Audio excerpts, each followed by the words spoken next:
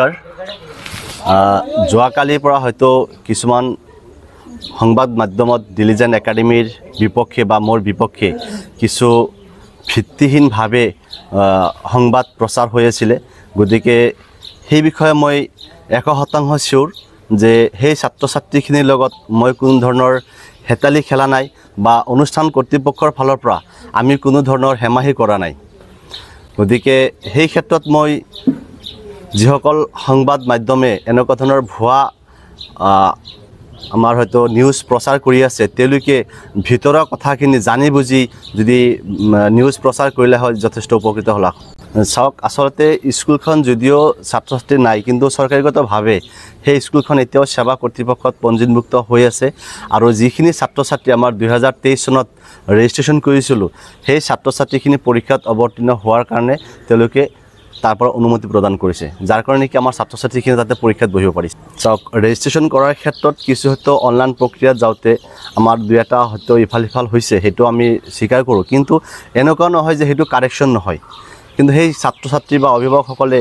সচেতন নোহোৱাৰ কাৰণে তেওঁলোকে কাৰেকশ্যনত অহা নাই কাৰণে সেইখিনি বিসংগতি হৈ আছিলে হয় ৰাইজে চাওক যে আমাৰ একাডেমীৰ যিখিনি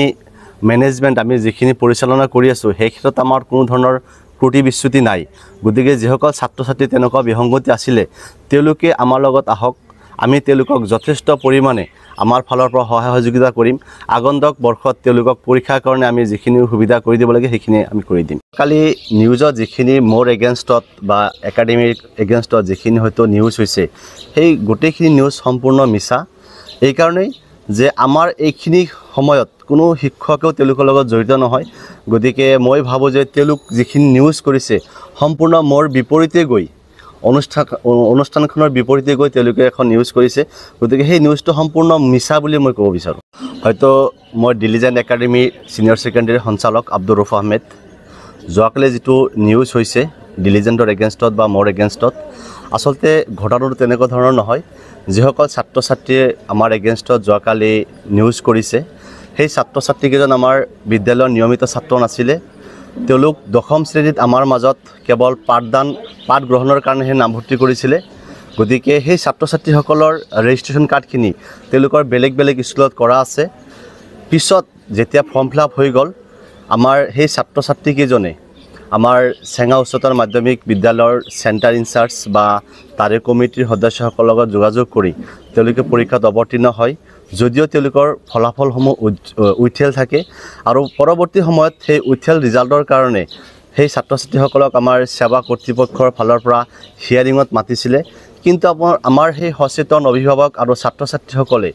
সেৱাত নগৈ তেওঁলোকে হয়তো মোৰ ওপৰত বা আমাৰ অনুষ্ঠানত আহি কিছু ধনৰ দাবী কৰে যাৰ পৰিপ্ৰেক্ষিতত সেই ছাত্ৰ ছাত্ৰীখিনিৰ ফলাফলখিনি আজিলৈকে বিসংগতিপূৰ্ণভাৱে উইথেল হৈ আছে আপুনি এটা কথা ওলাইছে যে ছোৱালী স্কুল এখন আছে যিখন স্কুল 6 বছৰ আগতে বন্ধ হৈ যোৱাৰ কথা কৈছে সেই স্কুলখনত তাতে এডমিট কাৰ্ডত ছোৱালী মানুহৰ নাম হেৰি আছে ফটো আছে সেই ক্ষেত্ৰত আপুনি কি ক'ব হয় সেইটো হয়তো ধৰক কিছু ক্ষেত্ৰত আমাৰ অনলাইনত বিসংগতি হয় সেইটো কাৰেকশ্যনৰ সুবিধা আছে সেইটো সামান্য কাৰেকশ্যন হয় সেইটো আৰু এটা কথা উল্লেখ হৈছে যে ছোৱালী হাইস্কুলটো ইতিমধ্যে 4 বছৰ আগত হয়তো মৃতপ্ৰায় অৱস্থা বুলি ঘোষণা হৈ আছে কিন্তু সেই বস্তুটো হৈছে কি যিখন অনুষ্ঠানত 2023 চনৰ পৰা ছাত্ৰ ছাত্ৰীৰ ৰেজিষ্ট্ৰেশ্যন হৈ আছিলে সেই ছাত্ৰ ছাত্ৰীখিনি পৰীক্ষা নোহোৱালৈকে সেৱা কৰ্তৃপক্ষই বা চৰকাৰীগতভাৱে সেই অনুষ্ঠানখন বিলুপ্তি হ'ব নোৱাৰে যাৰ কাৰণে এই ছাত্ৰ ছাত্ৰীখিনি এইবাৰ পৰীক্ষাত অৱতীৰ্ণ হ'ব পাৰিছে আৰু এনেকুৱা অনুষ্ঠান অসমত অকল সেই চেঙা গাৰ্লছ হাইস্কুলখনেই নহয় আৰু কিছু মানে স্কুল আমাৰ ভেঞ্চাৰ আছিলে সেই অনুষ্ঠানৰ পৰাও আমাৰ কিছু ছাত্ৰ ছাত্ৰী পৰীক্ষাত অৱতীৰ্ণ হ'ব পাৰি আছে তাৰ কাৰণ ৰিজাল্ট মই ব্যৱস্থা কৰিবলৈ কোনো নহয় তাৰ কাৰণ মই সেৱা কৰ্তৃপক্ষও নহয় মই চেণ্টাৰ ইনচাৰ্জো নহয় সেই ক্ষেত্ৰত ল'ৰা ছোৱালী যিজনে দেখি ভালকৈ ৰিজাল্ট কৰিব পাৰিছে তেওঁ ৰিজাল্ট আহিছে ইতিমধ্যে আমাৰ পৰা যিখিনি ল'ৰা ছোৱালী পৰীক্ষাত অৱতীৰ্ণ হৈছিলে তেওঁলোকৰ ধুনীয়া ৰিজাল্ট আহিছে তো আপোনাৰ ওপৰত যিখিনি অভিযোগ আহিছে আপুনি কি প্ৰত্যাহ্বান জনাব ইতিমধ্যে ছ'চিয়েল মিডিয়াত আপোনাৰ এইটো লৈ আলোড়ন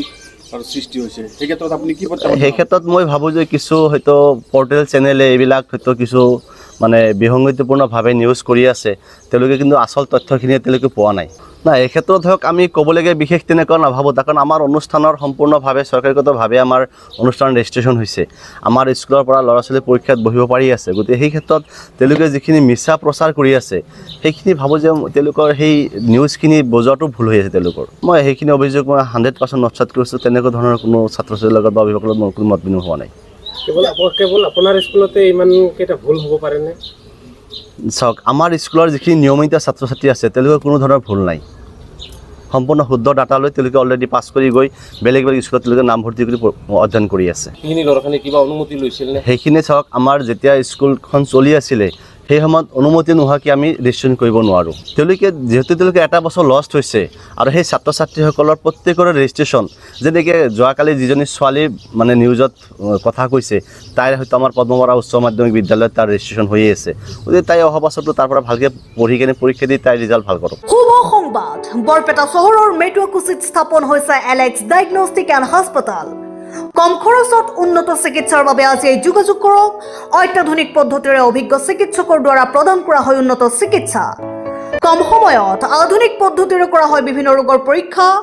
ইয়াত ECG, আল্ট্ৰাছনোগ্ৰাফি, সকলো ধৰণৰ ব্লাড টেষ্টৰ উপৰিও জটিল সকলো ধৰণৰ পৰীক্ষা কৰা হয়।